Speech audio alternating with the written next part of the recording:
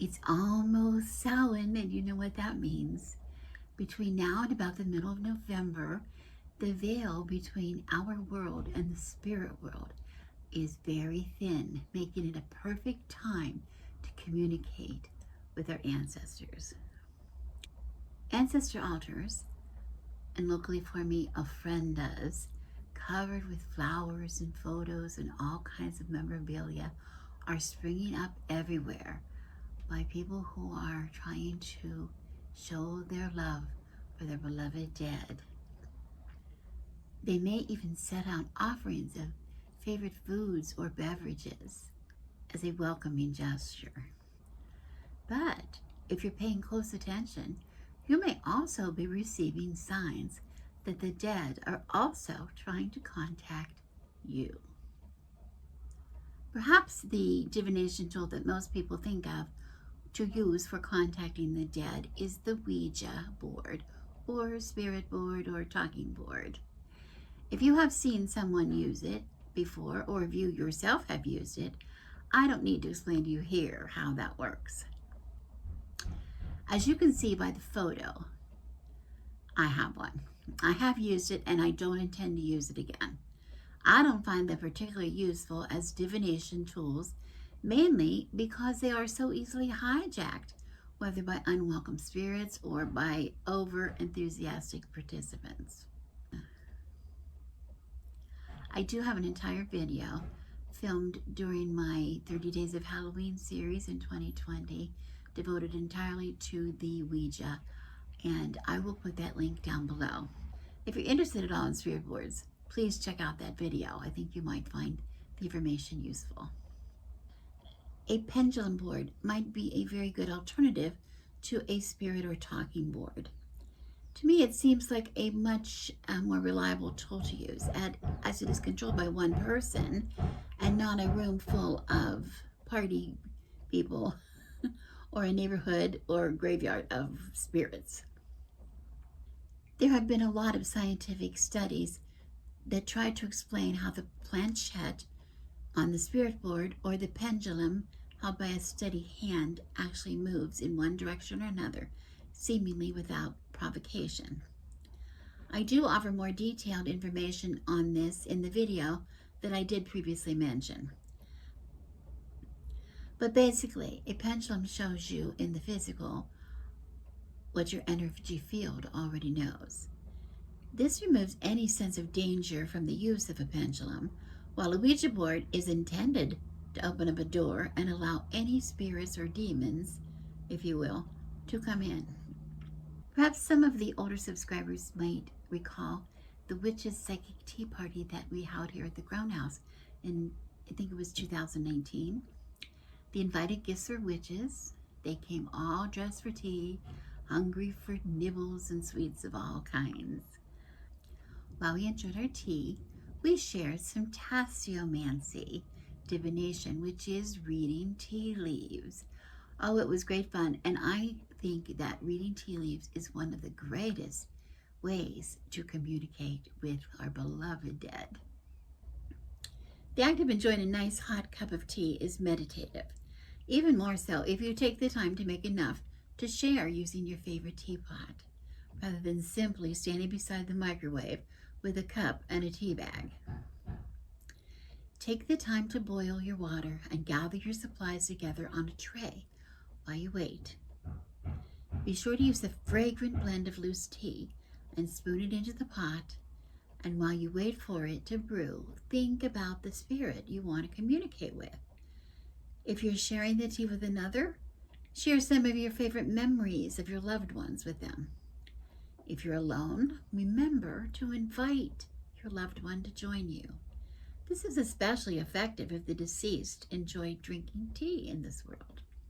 And creating a welcoming atmosphere is very important, as is remembering to protect your surroundings from unwelcome intruders. Also, of course, there's some technical things you need to keep in mind. For instance, you do need to use loose tea or a loose tea blend. You can't simply take a tea bag and open it up, because the tea inside is ground too finely and won't show up in your cup. As the tea brews in the pot, the leaves will naturally want to settle to the bottom. So before you pour it, you want to make sure to give it a stir so you get a fair amount of leaves in your cup.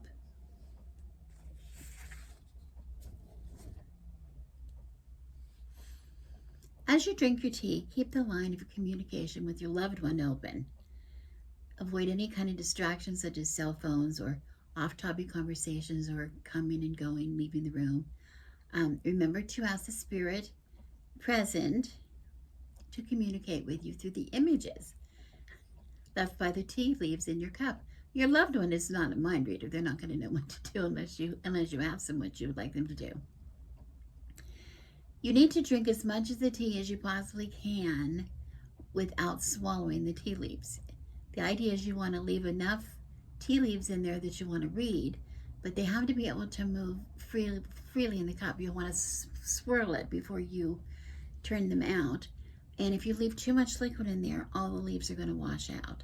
So it's a fine line. I find just drinking as absolute much as I can, as slowly as I can, with still a little bit of moisture in the bottom is really all you need. The tea leaves that are left in the cup are then examined, and you want to take your time and look for shapes. It's just like you're looking at pictures in clouds, if you've ever done that when you were younger, laying on the grass looking up at the clouds. What do you see? What do you see? What kind of shapes do you see in the tea leaves?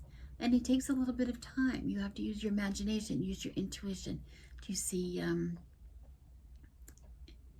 a car? Do you see an airplane? Do you see a flower? Maybe a bat? You think my husband said you saw a witch on a broom, or you saw a boot?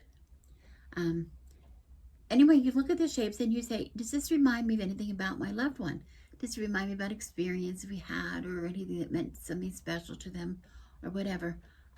Maybe a trip that you shared or working in the garden together, or maybe a pet they had or a favorite book that they like to read. It doesn't matter. You're not going to be able to tell right away. So write them down, get a journal or just a piece of paper and list the shapes. List the shapes that you see. Maybe take a picture of your design, of the design in the cup. But then later journal about those shapes, journal about them, and just say what that could possibly mean. Maybe it's a way of saying that they miss you. It might be a message that they want to get to you, maybe a warning. You don't know. Whatever it is, write down the shapes. And if you see something that odd that wouldn't have anything to do with your loved one, like maybe you see a dragon or you see a spider and you think there's nothing about that, look on the internet for the correspondences that might go with those things. And you'll get a clue for maybe what the message is about. Okay? The idea is to trust your intuition. Your loved one is trusting that you will understand their message because they know who you are. They know you. So the message is meant for you and nobody else. If you have any questions, you can always use another divination tool, such as a pendulum, for clarification. And again, remember to ask yes or no questions. That's all they can say with the pendulum. They can't say anything more. I have to be honest. I never thought of using a crystal ball to communicate with the ancestors until just recently.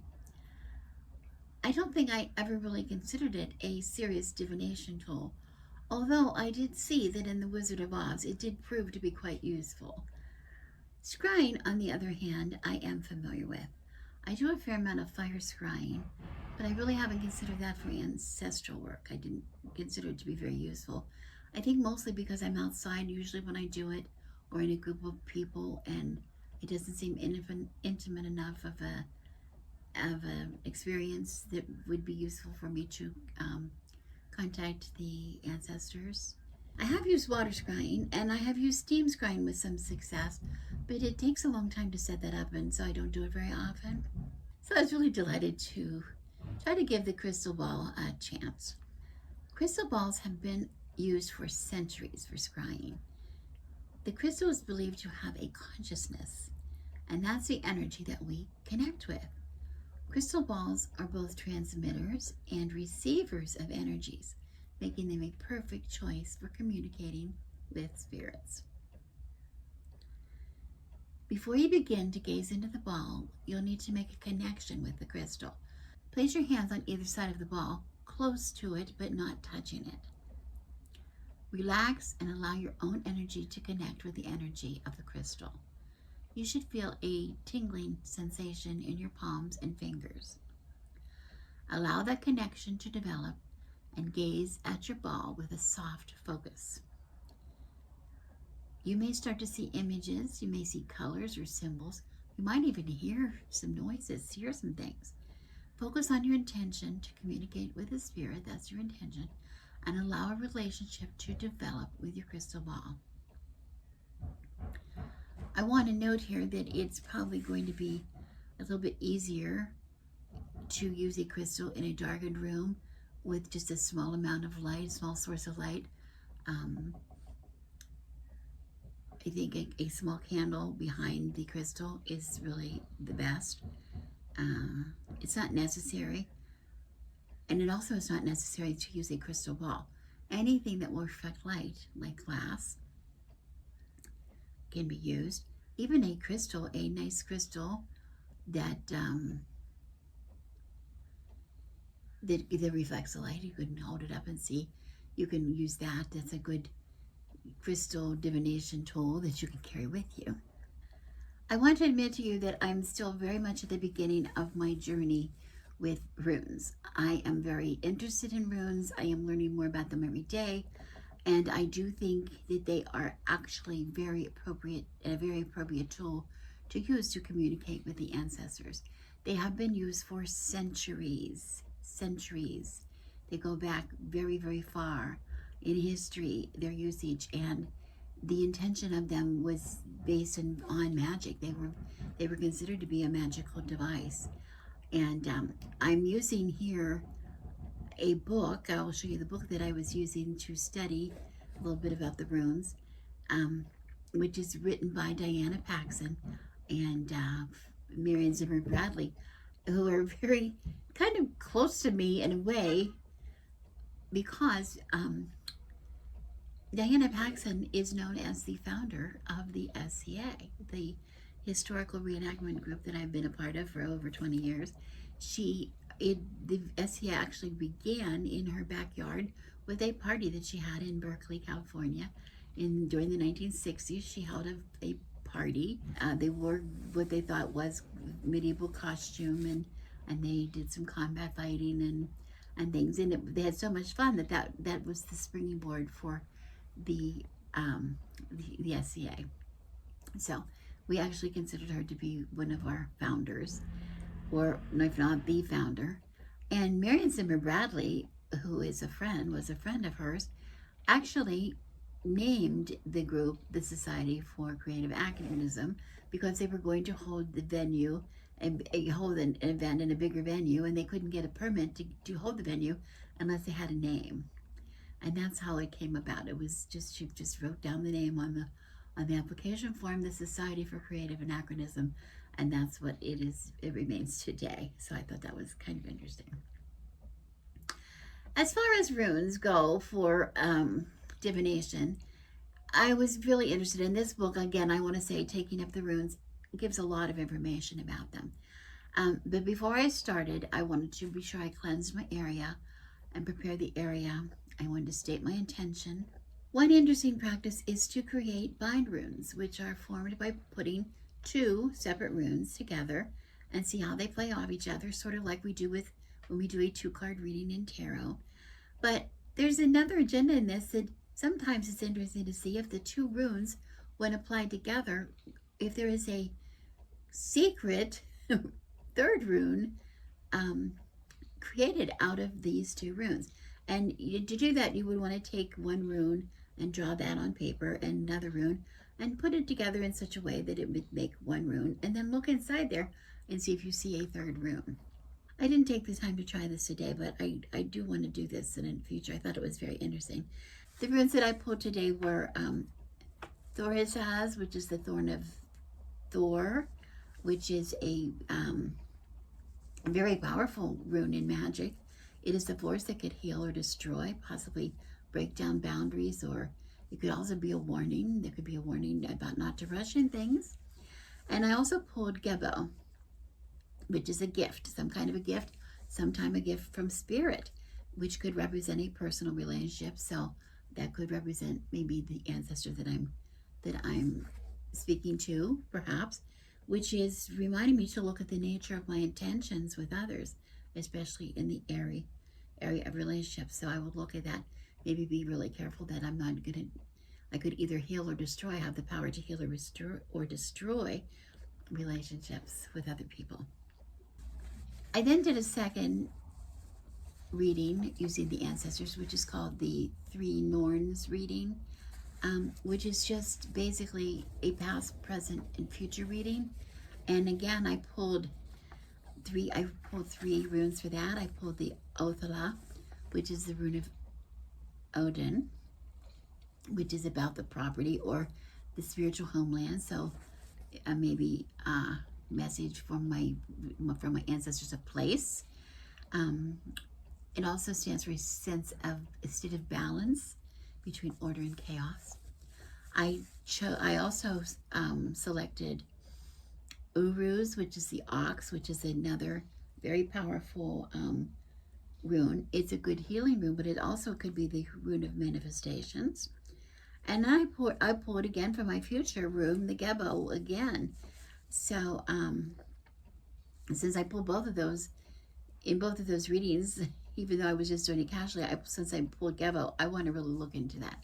So I'm going to take some time later, when not on film here, but take some time later and really do a real serious reading with that and see how that happens, how that shows up. During our psychic tea party in 2019, we also dabbled a little bit in cardiomancy. Cardiomancy is just reading playing cards rather than tarot cards, and it's really interesting. There are some systems that are pretty close to tarot. If you read tarot, you could probably just adapt it to the playing cards. But there's so many different kinds of systems, and I will do a video in the future on a little bit more about cardiomancy. It's really a fun activity. It's fun to collect decks, different kinds of decks for that too. Just like we collect tarot decks and Lenormand decks. Now we wanted collective playing card decks, which is a little bit too tempting for some people, I'm afraid. But anyway, for this reading, I did a very, very simple reading. I decided to use the Fae, what is it called? The Creatures of the Fae playing cards. Which is a bicycle deck. I used a very simple divination exercise for my husband and I. We were hopefully trying to open communication with both of our deceased fathers. We have been thinking about both of these men lately for a lot of reasons. They've been on our mind, and so we felt they might be trying to communicate with us.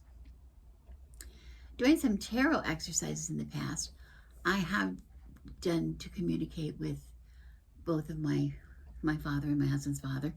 I have represented both of these men. First of all, my father by the King of Hearts, which is the King of Cups, which would be the King of Hearts in the playing cards, and my husband's father as the King of Swords, which would be the King of Spades in the playing cards.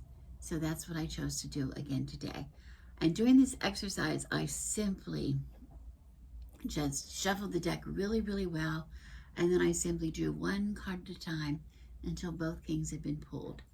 Plus, I went a little further than the second king. And then I kept in order, and then I kept keeping the cards in order. I kept several cards, pulled out the kings, and keeping several cards that came before each king and several cards that followed each king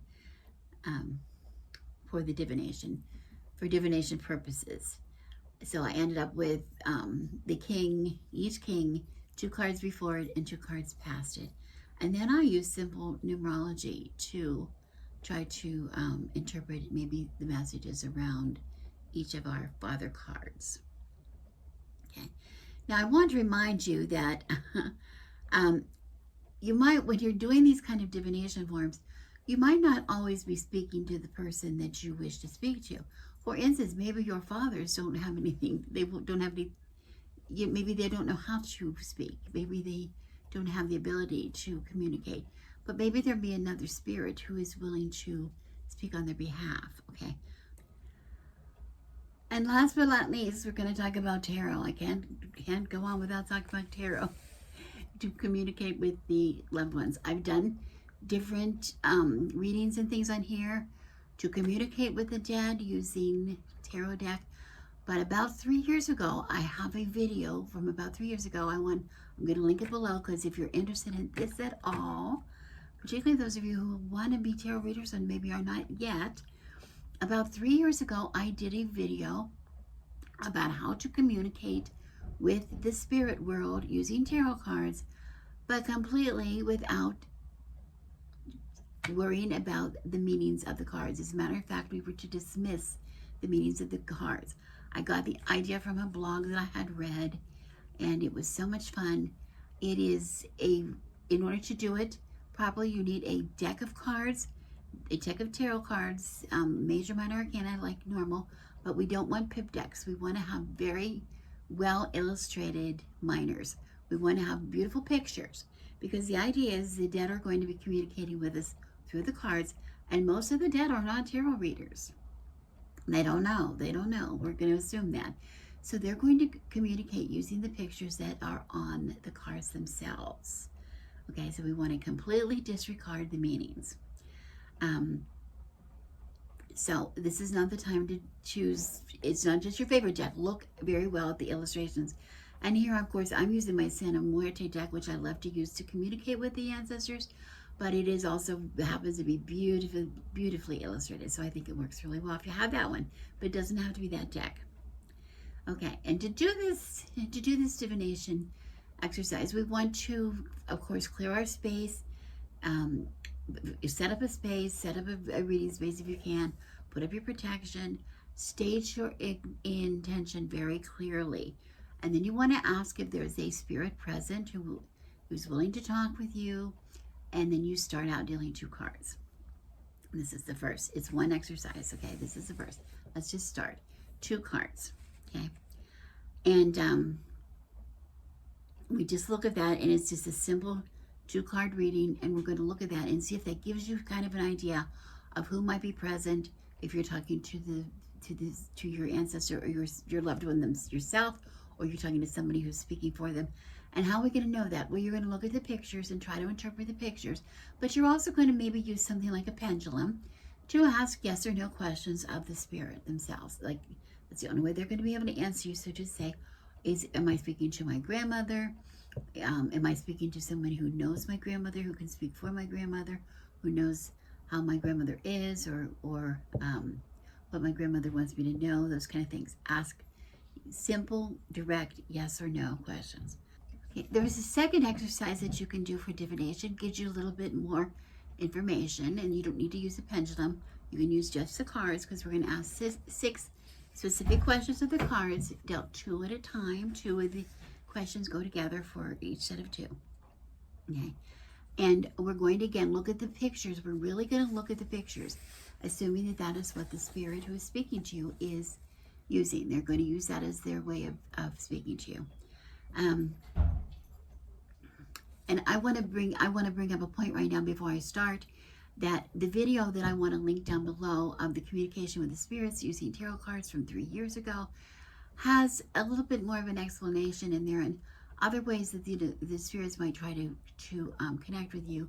And this is a really good way to try to get more information, especially if you see some other signs in your life that lead you to believe that your spirit is trying to contact you. Anyway, I really highly recommend that video if you're interested in the subject. Okay, now for this video, for this exercise, we want to deal out 2 cards, cards 1 and 2, side by side. We want to know, number 1 is going to represent the spirit is present. And look at the gender on the card. Look at the age of the person on the card. Look at what do you see them doing? That should remind you of a person. And secondly, the spirit's relationship to you. Remember, we're looking at the image. We're not looking at the card meaning. We don't care. We don't really care about that. We don't want to say if it's the Hierophant. We don't really care that it's a Hierophant. We want to care, what is it, the Hierophant? What does he look like in the picture? Is he sitting? Is he talking? Is he looking? that's what we care about, not what the card means. Okay, so that's card 1 and 2. Cards 3 and 4, we want to see how the spirit makes themselves known to you. And this is what I was talking about. Have you been seeing butterflies? Have you been seeing, they've been waking up at night? Those are some of the examples that I talked about in the video before that. But what is it that, how do you think, what signs are they showing you that they're around? What are they showing you? What signs are they giving you to show that they are around you at this time? And why are they here? Why have spirit chosen to make themselves known to you at this time? So that's cards 3 and 4. And cards 5 and 6, we're saying 5 is going to say what the spirit wants from you and what they can do for you, card 6. And this is a place where you want to be really careful, because if you start to see like weird things, weird cards coming up, remember the spirit is speaking to you in pictures. Like for instance, if you see the devil card coming up, when you say, what does he want from you? Or who are you? And when he's showing you the devil card or something like that. This is a time that I would just say goodbye. I would say goodbye. Remember, anytime that you don't like what you're getting from spirit, or you think you have somebody you're talking to that you didn't invite, that they just intruded on in your space, dismiss them and say, I'm ending this conversation now. Goodbye, goodbye, goodbye. Just like we did with the Ouija. Goodbye, goodbye, goodbye. Okay, so that's it. That is 6 very simple. I think I chose some simple exercises for each divination tool, which are really, really beneficial for you to use at this time of the year to try to communicate with your loved ones. So I hope that you have some success with this. Again, I want to say, when you're finished with any kind of these 6, any kind of divination at all, including, well, I'll say 7 if I want to include Ouija, at the end of it, you always thank them for coming, unless they're a spirit that you didn't invite. But you thank them. You thank your loved ones for coming, or the spirits that are there to help you. Thank them for coming, but say now goodbye. Goodbye. It's time to leave. Goodbye. And with that, I want to say it's time for me to go goodbye too. I hope this isn't too long of a video when I get it all done. But I thought it was an important one at this time. I think this is a real fun way to spend the thinning veil. And I also want to say, I will try to link these 2 videos down below. The one, first of all, on the Ouija that I really would like you to see. If you're interested in that, it's a pretty interesting video. And also the ones on how communicating with tarot. Since this is normally my tarot time. So, but, I think there's a lot of good information there. As always, I'm so happy to give you this information. I hope you're happy to receive it. I am Rebecca, and I wish you blessings.